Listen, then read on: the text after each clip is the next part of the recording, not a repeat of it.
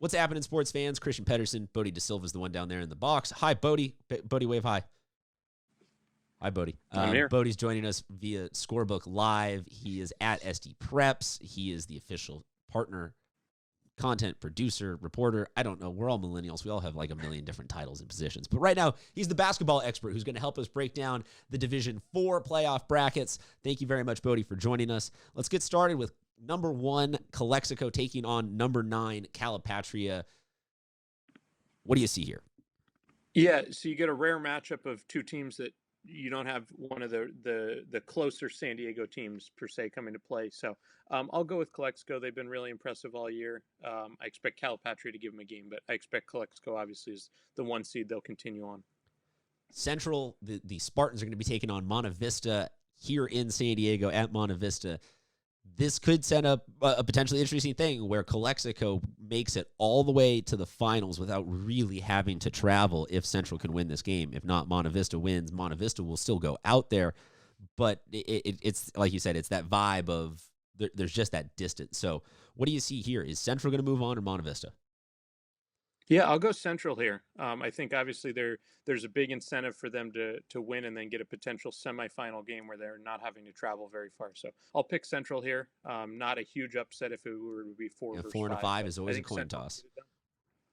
On the other side of the bracket, number 7 Hilltop, they get their first playoff home win in the last 5 years. Great moment for them. They now go on the road though to take on O'Farrell, who put up 80 in their first round win. O'Farrell's been a heavy scorer all season long. That seems like it's at O'Farrell's gym. They're the heavier scorer. It seems like it's O'Farrell being favored to win that game. Yeah, I would agree. I think Hilltop keeps it really close, but ultimately I'll pick O'Farrell to move along this one. The last game in this bracket, number 3, High Tech San Diego. They are going to be taking on El Cap, the Vaqueros. Bodie, what do you see here? Yeah, I think El Cap gets this done. Jacob Fitzner's been a leading scorer all year in the county. I think he'll come up big here and keep their season alive and move on to a semi, possibly against O'Farrell. There you go. Bodie's already talking about the semifinals. Look at that, folks. He's not just doing baseball and other articles like right now. He's also just talking about other rounds. That's how hard working this guy is. Go check out everything that he and Scorebook Live are doing. You can also follow SD Prep Insider so you never miss an interview like one of these. Bodie, we'll talk to you soon. All right. What's Gucci sports fans? Christian Pedersen, Aaron Berger. We're here to talk about the Division 4 boys basketball playoffs. We're going to try our very least to have this be anything serious. No, I'm just kidding. We're going to actually try and be serious basketball analysts about this next one. Aaron, in the Division 4 bracket, very actually easternly located. Heavy Imperial County. Heavy in the Imperial County. Calexico is going to play, a home game in the sense that they're the number 1 seed again, and they're still playing home games, literally. But another sort of, this one's a double home game almost. Calipatria is out in that direction. There should be some pretty good vibes in the gym for this one. I think so, for Calexico, sure. Calipatria, with the eyes that they could also potentially take on Central in the semifinals. Exactly. So let's talk about that Calexico Calipatria game, though. Give us your take on the number 1 seed's going to move on, I'm assuming? I think so. I was looking at common opponents this year between the two. And the one thing that I saw that jumped out was that Calexico had beaten Rancho Mirage, and Calipatria had lost the Rancho Mirage in a not a very close matchup. Both these teams won their league, and they're arguably the two best teams out in that direction.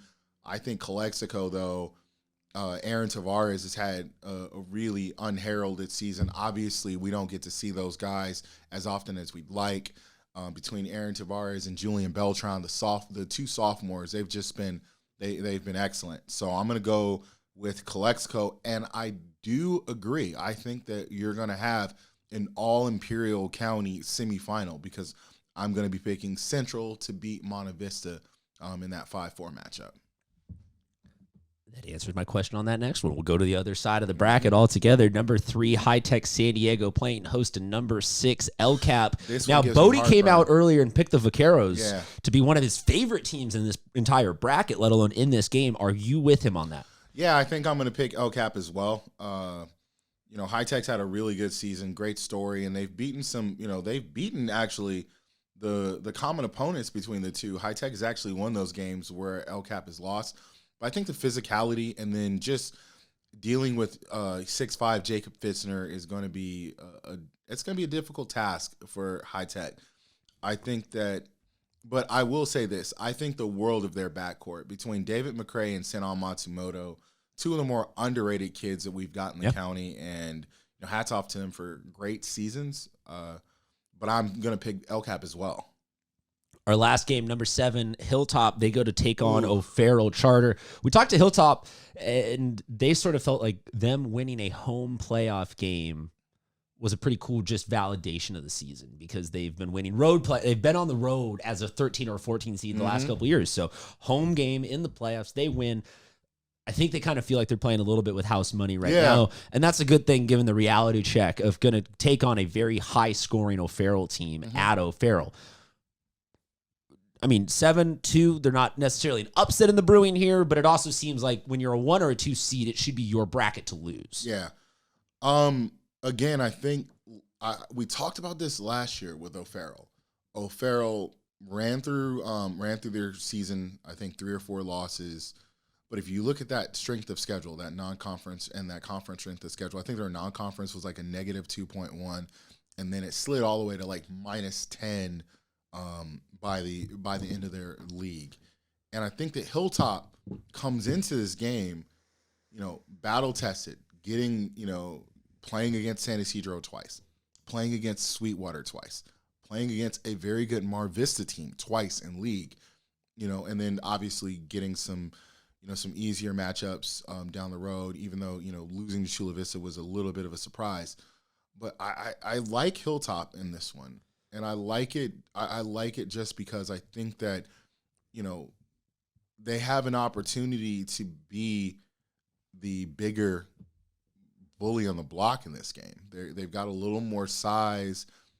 I think this is going to be the closest of the quarterfinal matchups. And I wouldn't be surprised if O'Farrell won. I wouldn't. If we come back and we find out that O'Farrell's in the semis, hats off to Stephen Winters for proving us wrong. But I will go with O'Farrell by the narrowest of margins. Just out of it has to happen at some point. I hope it does. Like the transition. I shouldn't say it has to happen. I could see a hypothetical where O'Farrell goes 24-4 every single year in the playoffs and never wins a playoff game.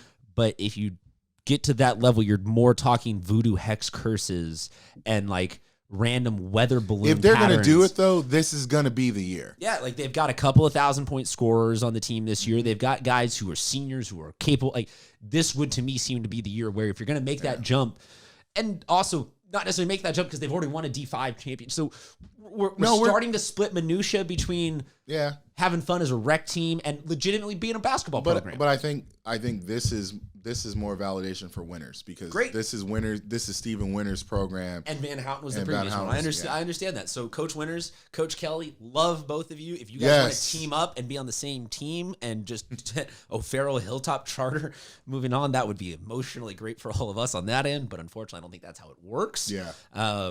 I will say that I obviously have to tread very carefully when picking for or against Hilltop. Coach Casey Simons, big fan of yours.